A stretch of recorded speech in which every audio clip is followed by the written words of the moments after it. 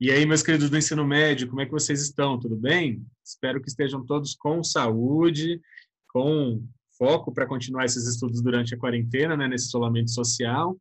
Galerinha, só que a gente não pode parar, né? O prof já tem falado isso com vocês há algum tempo. A gente não pode deixar a peteca cair, porque um dia as provas chegarão, né? O PAS vai chegar, o vestibular vai chegar, os outros vestibulares de outras faculdades chegarão, né? Então, assim, a gente precisa estar preparado, né? Independente de quando isso for acontecer, a gente sabe do peso da redação nessas provas que virão aí no futuro, certo? Então, a gente tem que se preparar para elas. Belezinha? Galera, a resposta argumentativa, que é o gênero que a gente vai aprender agora, todos vocês em algum momento, todos que já tiveram aula comigo já viram, certo? Então, é aquela retomada, né? É bom sempre ficar com as características principais na cabeça, né? Por mais que um gênero ele é muito mutável, né? Ele depende do contexto, depende do comando, há formas diferentes de fazer, né? Aquelas características básicas de cada gênero a gente precisa retomar sempre para não esquecer, beleza? Para quem está preocupado aí com o PAS vestibular, no PAS 1 não cai mais resposta argumentativa da UEM, né?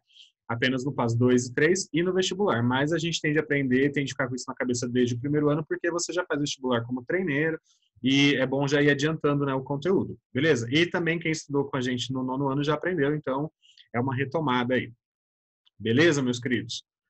Então vamos lá, respostona aí. Galera, esse gênero é legal de fazer, né? Ele é um gênero escolar, né? Ele é um gênero criado para ver se você consegue responder uma pergunta e dar a sua opinião, certo? Então, ele é um gênero tranquilo, digamos assim. Se você conseguir responder a pergunta e dar argumentos bacanas, tranquilo, é só marcar o contexto, né? Então, não é algo muito complicado de fazer, não. E é um gênero importante para treinar a argumentação, né? Então, vamos fazer.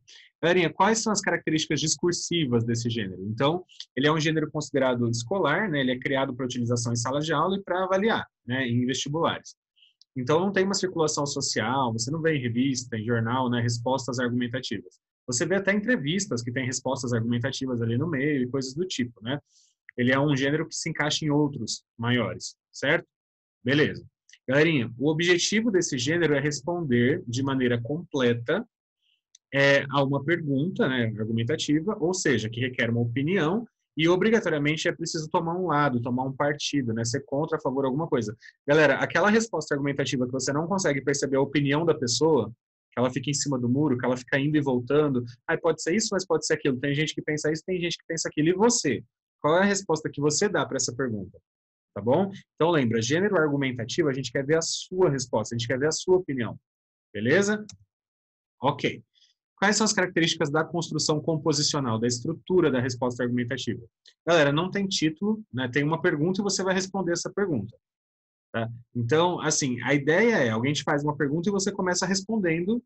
E lembra que a tia falava para você lá na escola?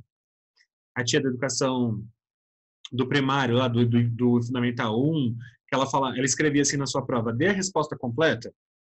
Ela perguntava assim, o Joãozinho tem 4 carrinhos. O pai dele deu mais 2 para ele. Quantos carrinhos tem Joãozinho? Aí você respondia 6 só, né? Aí ela escrevia assim, dê a resposta completa. Por quê? Ela queria que você escrevesse, o Joãozinho tem 6 carrinhos, certo? Ela quer a resposta completa. E é isso. Só que agora, galera, a pergunta é um pouquinho mais complicada e a resposta é maior. É só isso, tá? Mas de modo geral, alguém te pergunta alguma coisa e você começa respondendo. Basicamente é isso. Tá, Digão, mas tem contexto antes. Eles falam qual é a minha posição social, eles falam que o texto vai ser para um público específico e tal. E aí, você quer marcar antes de responder? Até pode, mas precisa ali? Não, você pode marcar onde você quiser esse contexto. Você pode marcar a hora que você for argumentar. Enfim, tem várias maneiras de fazer isso, tá? O ideal é que no começo, mesmo que você coloque o contexto antes, por exemplo, você coloque sua posição social antes de responder a pergunta, mas que essa resposta à pergunta venha no início, venha no primeiro parágrafo, venha no começo, tá bom? Senão não configura como gênero resposta, ok? Digão, eu posso falar e responder no final. Pode, mas você corre o risco de estruturar seu texto em outros gêneros, em outros tipos textuais. Né? Corre o risco de você escrever um artigo, de você escrever uma dissertação, um texto dissertativo, certo? Então, o ideal, como é que você faz assim, para garantir que aquilo é uma resposta argumentativa? Dê a resposta no início, né? Que é a segunda coisa que tem aqui embaixo, ó. Deve-se iniciar a resposta com a retomada da pergunta ou parte dela, né? Na forma de resposta. tá? E há a possibilidade de marcar o contexto, tipo, posição do locutor ou do interlocutor. Por exemplo, vamos supor que eles façam uma pergunta para você que vai ser publicada num blog para os leitores do Folhetim, por exemplo. Aí você coloca lá no começo, prezados leitores do Folhetim, como estudante, eu acredito que, e aí responde a pergunta, certo? E aí coloca ali retomada da pergunta para responder, certo? Pode ser, não tem problema, tá? Desde que essa resposta seja no começo, tudo bem? Fica mais bonito, fica mais característico do gênero, ok? Beleza. Em seguida, apresente, no mínimo, 3 argumentos, 2 deles retirados para fraseados do texto de apoio e um seu para ampliação temática do texto de apoio. Então, você tem de apresentar, no mínimo, 3 argumentos, sendo que pelo menos um deles seja seu. Tá? Você pode ir lá no texto de apoio, pegar as informações, fazer paráfrase, né, para sustentar o seu posicionamento, mas que você coloque pelo menos um argumento que venha da sua cabeça, beleza? É importante que você demonstre argumentação, né, que você demonstre o seu posicionamento. Tudo bem? Beleza. Galerinha, e aí, ao final, depois de você se posicionar lá, defender com bastante argumento, aí você retoma a tese. Para encerrar uma resposta argumentativa, é só retomar o seu posicionamento inicial, né? Então, lá no final, você vai colocar dessa forma, é evidente que tal coisa é assim ou é assado e pronto. Tá? Retoma a sua tese inicial. Não coloca como resolver o problema, tá? Uma resposta argumentativa, você não coloca solução para o problema no final, né? O foco dela não é chegar a uma solução. O foco da resposta argumentativa é ver qual a sua opinião sobre o tema. Tudo bem? Não que deve ser feito para acabar com o problema, por exemplo. Senão corre o risco de você escrever algo muito parecido com um texto dissertativo argumentativo. Tudo bem? Então, responde no começo, responde no final. No meio, você tem de colocar argumentos. E onde você quiser, você marca o contexto, a sua posição social, a posição social do interlocutor. Tudo bem? Onde você achar que fica melhor. Beleza. Galerinha, qual que é o estilo de linguagem? Né? Então, ela é obrigatoriamente com linguagem formal? Sim. Diga, mas se ele pedir para escrever num blog, ainda assim, você tem que seguir as regras gramaticais. Tudo bem? Porque há uma avaliação, né, da sua utilização da língua, certo? Das regras da sua língua. Então, é importante que você mantenha a linguagem formal, independente do contexto, tá?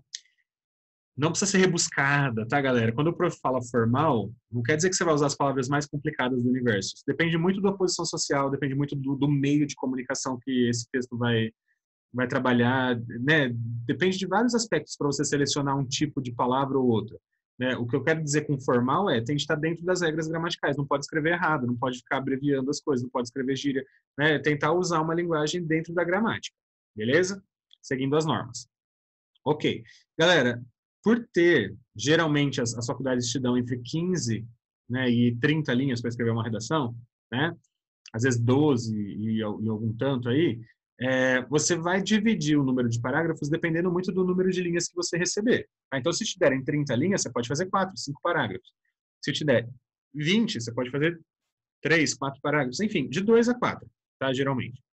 É um tanto bacana de parágrafo aí. Parágrafos com 7 linhas, mais ou menos, são parágrafos bons, bem elaborados, em que você consegue apresentar os argumentos, explicá-los, né, bem coerentemente. Beleza. A resposta inicial pode ser dada em primeira ou em terceira pessoa, dependendo de como a pergunta é feita. Por que isso, galera? Porque eles podem te perguntar em primeira pessoa, então eles podem falar assim, olha, você é a favor, né, como tem o exemplo aí, você é a favor ou contra a distribuição de preservativos para adolescentes nas escolas? Como ele começou a pergunta, você é a favor ou contra, como é que você vai começar a responder essa pergunta? Eu sou a favor da distribuição ou eu sou contra a distribuição. Certo? Então, olha lá, sou a favor da distribuição de preservativos, uma vez que, ou sou contra a distribuição, e assim por diante. Porque a pergunta foi feita em primeira, mas se a pergunta for feita em terceira, né, não tem esse você ali no começo. A pergunta é assim, ó, as escolas devem ou não distribuir preservativos para adolescentes? Aí, nesse caso, você não vai escrever eu sou a favor ou contra. A pergunta não foi feita assim, você é a favor ou contra. Você vai responder a pergunta do jeito que ela foi feita. As escolas devem distribuir preservativos para adolescentes, pois é imprescindível, e assim por diante. Digão, se ele falar que eu sou estudante, eu quero marcar essa posição, eu quero colocar ali no começo, assim, ó, como estudante, eu acredito que as escolas devem distribuir... Pode fazer isso? Tranquilamente, sem o menor problema. Se eu quiser responder a pergunta do jeito que ela foi feita e depois marcar que eu sou estudante e argumentar a partir desse posicionamento, sem problema, tá? De um jeito ou de outro você vai responder a pergunta, de um jeito ou de outro você vai marcar a posição social, tá? Galerinha, é isso que vocês precisam parar de ter, medo, tá? É muito medo para coisas que são mínimas e que não fazem diferença nenhuma na sua vida, certo? Os gêneros textuais, galera, eles vêm de uma teoria que é dos gêneros discursivos, primeiramente, tá? E essa teoria primeira aí, ela abordava a questão de os gêneros serem relativamente estáveis, né? O que é ser relativamente estável? Ele tem uma característica básica, ele tem uma função específica, ele aparece mais ou menos sempre da mesma forma, ele é elaborado mais ou menos da mesma forma. Só que eles são relativamente estáveis, ou seja, não são totalmente estáveis, não é um jeito só de escrever, não há um jeito só de escrever uma resposta argumentativa. Desde que você responda a pergunta e que você se marque no contexto, tá tudo bem, tá tudo certo, tá bom? Não precisa ficar decorando palavrinha. Ah, essa palavra no começo, agora é essa, ai meu Deus, esqueci o conectivo. Para, gente. Né? Vamos nos tornar pessoas mais competentes linguisticamente, autores mais competentes, certo? Que se adequa ao contexto, se adequa ao comando e dá conta do gênero, compreende para que serve esse gênero, dá conta de fazer esse objetivo, tá? Só que sem necessariamente se prender a palavras específicas. Tudo bem? Logicamente eu vou mostrar uma estrutura, logicamente vocês gravam na cabeça melhor, né? Uma estruturinha assim. Só que você tem que saber se adaptar, tá, galera? O jeito que você responde uma pergunta na escola não é a mesma forma que você responde uma pergunta quando está publicando no seu blog pessoal, por exemplo, certo? É diferente você responder ali numa prova para o seu professor e você responder uma pergunta para publicar, para as pessoas verem, para criticar alguma coisa, por exemplo. Tá? Então tem que tomar um pouquinho de cuidado. O contexto muda a relatividade estável ali do seu gênero, tá bom? Ok. Galerinha, mesmo quando a pergunta... É a pergunta, tá, gente? Não é perguntar, não. Exigir que a resposta seja iniciada em terceira pessoa, né, como no exemplo que a gente viu anteriormente aí, as escolas devem oferecer, você deve dar a sua opinião, explicitar a sua opinião. Então, você pode usar no decorrer do seu texto, acredito, que, julgo, que, deve marcar a posição social se tiver, tá? Usar termos como é evidente, não há como negar, tudo que demonstra que a sua opinião é bem-vinda na resposta argumentativa, mesmo quando a resposta é dada em terceira. Tudo bem? É a sua opinião, é argumentativa, serve para dar a sua opinião. Como é que a gente marca a nossa opinião? Usa a primeira pessoa. Beleza? Ok. Galerinha, e aí tem uma estrutura possível, né? Olha a pergunta ali. As escolas deveriam oferecer ensino integral a todos os alunos? Aí você pode começar. As escolas não deveriam oferecer ou deveriam oferecer, e aí você explica por quê. Uma vez que isso causaria tal coisa. Vai colocar outro motivo? Coloca além disso, os alunos podem colocar outro motivo. Quer colocar mais um? Usa conectivo, né? Nesse sentido, tal coisa é assim, por isso, por isso, por isso. No outro parágrafo. Ademais, aí marca a posição social. Digão, eu posso marcar a posição social no segundo parágrafo? Pode. E se eu quiser marcar lá no começo? Também, já vou mostrar outra forma de fazer isso. Marca a posição social e argumenta a partir dessa posição. Tá? É bom utilizar a posição social para argumentar. Beleza? E aí chegou no final do seu texto, onde está o dessa forma ali, ó, você retoma a tese. Dessa forma, é evidente que as escolas não devem oferecer ensino integral para os alunos. Tem de retomar a tese inicial. Ok? Belezinha? Digam, qual seria uma outra estrutura possível? Aí sim você marcar o contexto lá no início, né? Você marcar a posição social lá no começo. Isso pode acontecer, tá? Você pode escrever dessa maneira, ó, uma outra estrutura possível. Como professor de ensino médio, vejo todos os dias como o ensino pode ser nananã, por isso acredito que as escolas não deveriam oferecer ensino integral a todos os alunos, uma vez que e assim por diante. Então, percebam que aqui que está em vermelho, ó, é a resposta da pergunta, ela está no começo ainda. Mesmo que você tenha marcado a posição social aqui no início, ó, ainda assim está aqui a resposta, tudo bem? Então, desta forma aqui, ó, começa a responder, vai argumentando, depois marca a posição social para continuar argumentando, tá certo. Dessa forma, que marca a posição aqui no começo e depois continua argumentando até o final, também está correta, tá? São duas possibilidades que você vai definir qual é aquela que melhor se adequa. Digam, e se tiver o interlocutor, se ele falar que essa resposta vai ser publicada num blog para os leitores X, você pode colocar ali no começo, você pode colocar depois. Onde você achar que dá para colocar esses leitores aí, você coloca, mas tem de marcar, tá? Se aparecer lá que tem interlocutor, precisa marcar esses interlocutores, leitores do blog, enfim. Observação, né? Se você quiser, você pode usar a primeira pessoa do plural, principalmente se você for porta-voz de um grupo maior. Né? Então, por exemplo, se ele falar que você é representante de um bairro, você pode falar nós aqui no bairro sofremos com tal coisa, certo? Se ele falar que você é representante de um grêmio estudantil, né? Nós do Grêmio percebemos que tal coisa é desse jeito, acreditamos que tudo bem. Tá? Pode usar quando você é porta-voz de um grupo maior, beleza? Geralmente não é, mas se isso acontecer, pode. Você tem que se adaptar ao momento ali, ao calor do momento do contexto, tá bom? Galera, o comando pode exigir a marcação da posição social ou não, né? A gente já viu comandos de resposta argumentativas que ele não falava quem era você. Ele não falava que você era estudante, não falava que você era especialista em nada. Enfim, aí nesse caso você não precisa inventar a posição social nenhuma, tá? Não tá lá no contexto, não tá cobrando isso de você, então não tem problema. Agora, se tiver lá no contexto uma posição social, você precisa assumir e marcar, tá bom? Então, olha E tem mais uma observação antes do exemplo, né? Se ele for publicado num site, essa redação for publicada num site, no jornal, no blog e tal, você precisa informar quem são os interlocutores. Então, falar com eles explicitamente, tá? Você colocar lá, ademais, meus queridos leitores do blog X, eu percebo que isso é assim assado, tá? Tem de colocar em algum lugar ali do seu texto essa marcação da interlocução, tá bom? Beleza, então olha o primeiro exemplo aí. Após a leitura do texto Manual de Convivência Urbana, que mostra que a gentileza vem se tornando rara, elabore uma resposta argumentativa com no mínimo 10 e no máximo 15 linhas respondendo a seguinte questão. Adotar regras de civilidade melhora a vida de todos quando a convivência se torna difícil? Galera, aí ele não fala quem é você, ele não fala que você é um cidadão, ele não fala que você é um estudante, ele não fala nada. Então, nesse caso, o que você faz? Você responde a pergunta, certo?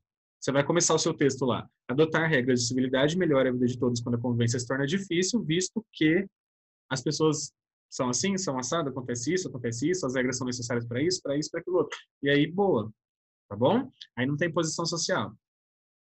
Mas, se acontece um comando desse estilo, né? Olha lá. O bairro Jardim Sonata, da cidade de Canção, onde você mora, do qual é representante, ele fala que você é representante do bairro. Tem uma grande concentração de bares, muitos deles com música ao vivo ou mecânica. Por essa razão, um dos jornais da cidade, na elaboração de um caderno temático sobre poluição sonora, o convidou para representar o ponto de vista dos moradores do seu bairro por escrito, tendo de responder à pergunta. A presença de música ao vivo ou mecânica nos bares do bairro tem causado prejuízos aos moradores? E aí sim você vai ter de marcar a posição social, né? Porque ele fala ali quem é você e ele fala que como representante você vai dar a opinião das pessoas, dos moradores, certo? Então essa posição social é importante para você marcar, né? Então o texto ficaria mais ou menos assim, texto com uma nota boa, né? Olha lá, a presença de música ao vivo ou mecânica nos bairros do bairro Jardim Sonata, do qual sou representante. Você pode marcar a posição social logo ali, logo no começo. Digam, e se eu não quisesse marcar aí, quisesse falar que eu sou representante depois, ali embaixo, ó, no segundo parágrafo, se eu quisesse colocar lá, ademais, como representante do bairro, percebo que os distúrbios sonoros também dá, não tem problema. De um jeito ou de outro você vai marcar a posição social. Tudo bem? Eu achei interessante marcar aí no começo porque ele já se enquadrava ali no meio da pergunta, né? Então, beleza. Galera, marcou a resposta, você respondeu ali no começo. Aí você vai dar argumentos. Né? Então, uma vez que esses estabelecimentos não respeitam o limite máximo permitido de decibéis, que varia entre 45 e 65, dependendo do horário e do ambiente. Essa extrapolação sonora afeta os moradores do nosso bairro, lembra, você é representante do bairro, de formas diversas, causando problemas de perda de audição precoce, irritação que gera raiva devido à falta de descanso, além do comprometimento do rendimento profissional e estudantil dos cidadãos, os quais têm dificuldade para se concentrar depois de noites mal dormidas. Ademais, como se não bastasse, né, os distúrbios sonoros advindos da música alta podem causar graves danos à saúde cardiovascular, como hipertensão arterial, derrames e infartos. Aqui no bairro, galera, percebam que até os infartos ali, ele estava abordando, estava trazendo informações do texto de apoio, certo? Ele estava trazendo argumentos que ele viu lá. Quais são esses problemas causados aí pela música? Agora ele vai trazer argumentos que ele inventou, né? Olha ali, aqui no bairro, vários moradores reclamam do som alto e já relataram sofrer com problemas de saúde, principalmente os idosos que costumam dormir mais cedo e encontram muita dificuldade. Além do mais, o barulho dos bares é tão estridente que estressa até os animais de estimação, que ficam agitados e dificultam ainda mais as noites de seus donos. Né? Ele colocou dois argumentos ali, pensados por ele, né, que dá essa autoria para o texto. Dessa forma, é evidente que a música ao vivo nos bares do bairro Jardim Sonata geram problemas para os residentes locais. Retoma a tese que você afirmou lá no começo. Beleza? E aí, galerinha, vamos ver mais um exemplo. Olha lá. Na sua escola, um projeto de caráter interdisciplinar reuniu professores de filosofia, sociologia e de língua portuguesa. Na ocasião, houve uma importante abordagem temática sobre a doação de órgãos, solidariedade e altruísmo. Foram apresentados depoimentos de duas famílias, a doadora e receptora de órgãos, e um cartaz com uma campanha publicitária institucional de uma prefeitura, incentivando esse tipo de doação. Como forma de sistematizar a discussão realizada, foi solicitado um texto em que você deveria responder a uma pergunta para avaliar sua capacidade de reflexão e de argumentação sobre o tema. Pautando-se nos textos 1 e 2, considerando o contexto de produção, elabore uma resposta argumentativa de 10 a 15 linhas à seguinte pergunta: seriam as campanhas institucionais conclamando a solidariedade e o altruísmo o caminho mais eficaz para o trabalho intensivo de conscientização das famílias sobre a doação de órgãos para que o número de doadores possa aumentar em todo o país? Galera, que perguntão enorme, né? Então, aí você tem de falar se essas campanhas institucionais, as campanhas que o governo promove, se elas são o caminho mais eficaz para fazer as famílias se conscientizarem de que doar órgãos é importante e, assim, consequentemente, aumentar o número de doadores. Certo? Galera, então, a gente não vai ver um exemplo, mas só algumas dicas. Mesmo que aparentemente não faça diferença mencionar que é estudante, né, prefira sempre marcar a posição social, porque você vai falar sobre doação de órgãos. Aparentemente, falar assim, olha, como estudante, eu acredito que a doação de órgãos não vai aumentar devido à utilização de campanhas institucionais, por exemplo. Aparentemente, não faz sentido marcar que é estudante. Tá? Mas se ele te colocou ali numa posição social, marca para garantir, tá bom? O contexto é sempre importante, tá? Então, você pode colocar, por exemplo, do jeito que está no finalzinho ali, ó. Ademais, como estudante, após refletir sobre a importância da doação de órgãos, eu acredito que, eu penso que, entendeu? É uma possibilidade de marcar. E agora sim, vamos ver mais um exemplo. Esse aqui, galera, aconteceu na UEM, no vestibular de inverno de 2017. Olha lá, o gênero textual 2, né? Na época ainda tinha 2 redações para vocês escreverem. O contexto de produção. Sua escola vem promovendo uma série de debates com especialistas em um projeto que visa a conscientização dos alunos para temáticas atuais, como o papel da família na questão dos idosos.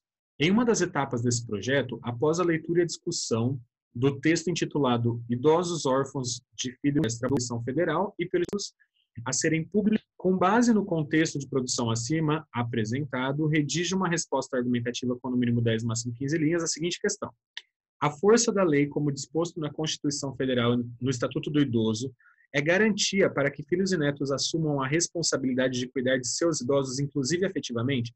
Então, galerinha, a lei que fala que os jovens têm de cuidar dos mais idosos, é garantia de que os filhos e netos cuidem dos mais velhos? Cuidem dos idosos? A lei consegue garantir isso, inclusive afetivamente? É possível fiscalizar, né, em cada casa, se os jovens estão cuidando dos seus idosos? Então, vamos lá. Aí tem um exemplo para vocês. Olha lá. Começa respondendo a pergunta. Então, a força da lei, como disposto na Constituição Federal e no Estatuto do Idoso, não é garantia para que os filhos e netos assumam responsabilidade de cuidar dos seus idosos, inclusive afetivamente. Eu respondi a pergunta falando que não é. Não é garantia. E aí eu vou explicar por quê, né? Uma vez que a lei não é capaz de transformar e conscientizar, é possível que esses filhos enxergam um momento de grande aproveitamento. Porém, algo de marca a posição social, né? Como estudante, após refletir e debater sobre o papel dos jovens perante os mais velhos, julgo que, por mais que existam leis suficientes para promover e assegurar direitos do idoso no Brasil, não existe nenhuma instituição, governamental ou não, para fiscalizar o seu cumprimento por famílias ou asilos, familiares ou asilos.